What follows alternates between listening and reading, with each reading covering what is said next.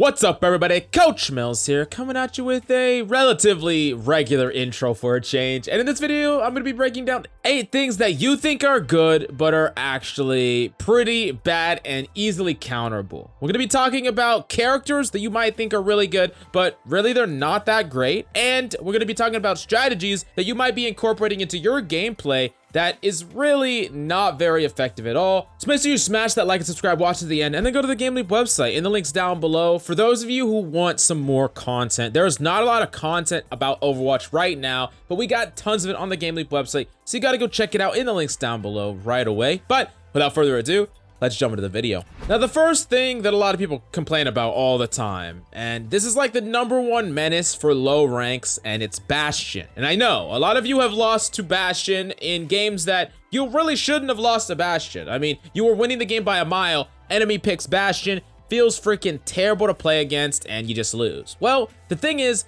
Bastion is very, very bad of a character when you look at his pick rate across every single game and every single rank. And just in general, he's a very one-dimensional character. He has one thing that he can do well. He can post up on a freaking point, he can be shielded, and he could shoot things. That's pretty much all he could do. But there are a lot of ways that you can counter a Bastion from every single role, and this is all you gotta do. The first thing you gotta do is not engage the Bastion just straight on. If the Bastion is coming at you, doesn't matter who you are, do not engage him directly. That is not what you should be doing. You should not be playing into the Bastion's strength. Don't let your shield take a lot of damage. Don't just feed into the Bastion. Whatever role you are, you need to make sure that you are using natural cover to your advantage and engaging onto Bastion at a very specific time. On top of that, taking alternate angles or high angles can allow you to either get an ability on that Bastion or do a giant amount of damage to him from around the shields that are protecting him. Imagine playing a Roadhog or an Ana, either sleeping or nading or hooking a Bastion from the high ground can be a way that you just shut him down and get a kill for free. Now, if you're another character like a DPS, whether you're a Genji, Tracer, Reaper, you can route in a way around natural cover that once you see the Bastion, you are on top of him and you are jumping around and all on top of him. So it's very hard for him to shoot you, and you're gonna be able to burst him down before you can do anything about it. Now, that being said, I did an entire video on this topic some time back, so go check it out if you wanna know more or see more on the GameLeap website down below. But let's move on to the next thing that a lot of people think is freaking insane, but not really that good at all, and it's Genji. Now, there are a lot of meta characters right now that we break down in our meta videos. You know, Reinhardt, McCree, freaking Echo. There's a lot of characters that are really, really good in the meta right now, but one that we never talk about is Genji, because honestly, when you're Masters and above, Genji doesn't really see that much play. Because even though Genji has a very high mechanical ceiling, even players that have accessed that ceiling, players that can play Genji to the highest mechanical level, can still not get more average impact than so many other characters. Now, yes, you might be getting rolled by a Genji in your rank, and I'm gonna break down some of the reasons for that and some things that you can do to actually shut that down right now. The first problem with people going up against Genji is they are not keeping enough track of a Genji. They're not noticing the Genji ahead of time, and players are basically getting dove on a Genji when a Genji routes all the way around them, gets into their backline, and before they realize the Genji is there, the Genji is already on top of them. And yeah, if you didn't put any pressure into that Genji, forced him to use cooldowns, forced him away, and he has dash, reflect, and he's right on top of you, if you're a support, yeah, you're gonna die, but if you realize what he's doing ahead of time, you can shut him down, put pressure, make him run away. On top of that, way too many players are positioning far too aggressively up against the Genji when they don't have enough life to do so. You gotta remember that a Genji can burst about 100 HP out of nowhere with a dash and some shurikens plus a melee, so you gotta be hyper cognizant of how far a Genji is from you and when you should back off, play for heal, play for peel, instead of allowing this Genji to get a ton of free value, just cleaning up kills on people who think they're safe, but they're really pushed way too aggressive.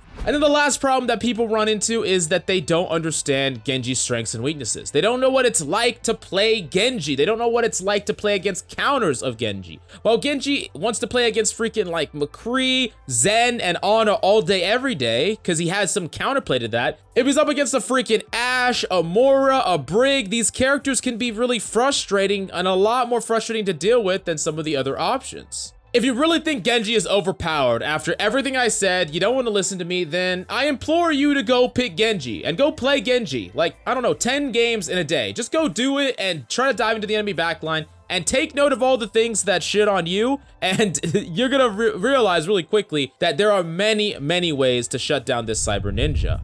Now move on to the last character that we're going to talk about, and it's DOOMFIST. And it's still a character that players, especially in the lower ranks, think is the most overpowered character in the entire game when he sees basically no play. I mean, he's a very, very bad character right now, very underpowered. Many people think he needs nerfs in some way, and it's just because he has bad matchups across the board. A Tracer in a matchup against a DOOMFIST can like never lose. As long as she dodges his initial punch, what is he supposed to do to win that duel? How is a DOOMFIST supposed to win a duel against an Ashe? In the same way that people are getting farmed by Genji, they're getting farmed by DOOMFIST in a very similar way because they are not tracking what the DOOMFIST is doing. They're not tracking the DOOMFIST's cooldowns, and they don't even know what his matchups are like.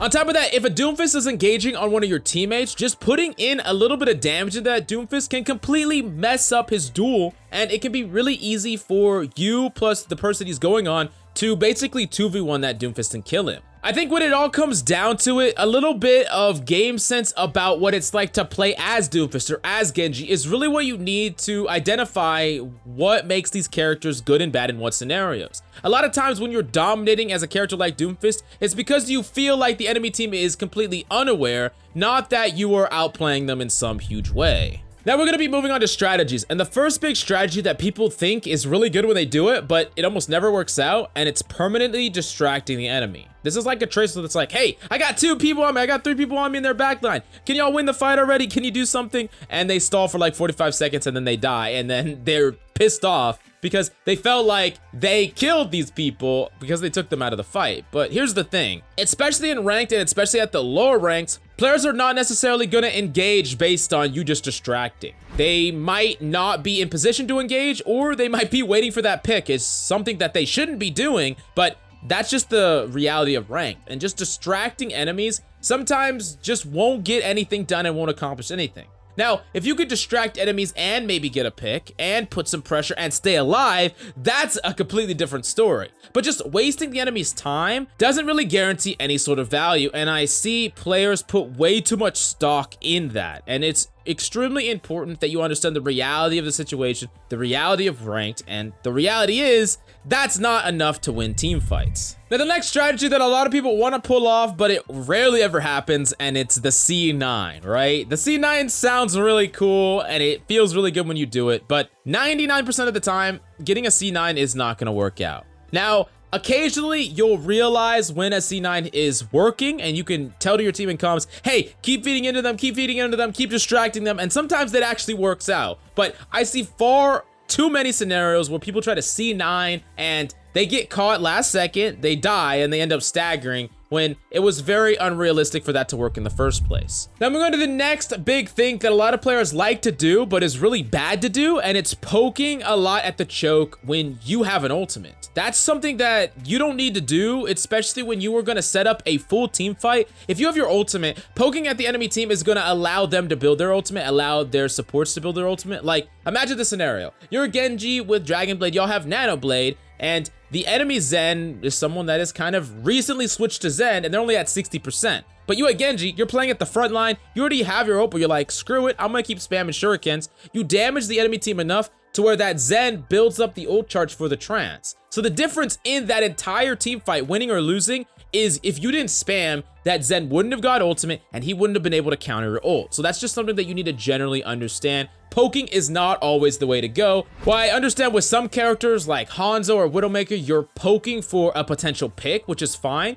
When you're just poking for trash damage way too far away to follow up on any damage you do, it is an extremely bad idea if you're not trying to generate ult in some way. On top of that, some characters that the enemy could be playing is not even worth poking against. Like in that same example, let's say you're that Genji, you're trying to poke against the enemy team, they have a freaking Widowmaker. If you poke and poke and poke and right as your team regroup, you get headshotted, that is just a freaking reset right there. And you just wasted like 30 plus seconds off the clock because you couldn't just wait to try to engage the enemy or poke the enemy until your team was full regrouped and you actually get a real full team fight. Now, the next big thing that you think is good to do, and I understand why you think it's good to do, but it's something that you should try to do a lot less than you have been in the past. Now, that is having 3 on cart, or rather always having 3 on cart. While yes, it's nice to have a little bit increase in cart speed, it is typically far better to take space or take control of the areas in front of the cart. Not only do you get to push out with your team and potentially snowball the enemy team so they never get to regroup because they're not backing up far enough to just regroup as a full team. You get to take really powerful positions. You get to take the high ground. You get to take a wide amount of space so that when enemies try to engage, they get attacked from multiple angles. They never get a full true one team versus one team fight. And I really think that a lot of players value that little bit of extra cart speed way too much over all these other benefits that I just listed. Now, the last big thing that a lot of players do, and it really could actually be costing you entire games, and it's running away in a lost team fight when it's not realistic for you to get away. Let me give you a perfect example on Eichenwald second. Let's say you are in a team fight, right? And it's close to the end, it's close to the stretch, it's like right underneath the bridge. Well, if you've lost like 3 or 4 people, your first instinct is like, hey, I gotta get away. We lost this, let's just get away. But if you run away, the cart is gonna move, and if the enemy team has some form of mobility or you can't get away with your mobility, you're gonna get killed late. And then your team is gonna have to contest with you down at the very end right before the enemy team caps. Now, if you would have just pushed onto the point, died, because of course you're gonna die, they're gonna have to clear you off there, but at the very least, the cart will not move until you get wiped. And that will give you enough time to respawn and fight with your team to contest the point last second. That can be the entire difference between winning that fight and losing it, and way too many people don't take these things into account, and they rely a lot more on their instincts when they're just like, hey, I should run away, it's lost, and then they get staggered, and then they lose the game as a result. But if you want to know more than all this, and you really want to master Overwatch, you gotta go check out the GameLeap website on the links down below, with high-quality in-depth guides, tips and tricks, esports VOD reviews. We got so much on the GameLeap website that you gotta go check out right now down below. But thank you so much for coming by. I freaking love your faces, and I'll see you next time.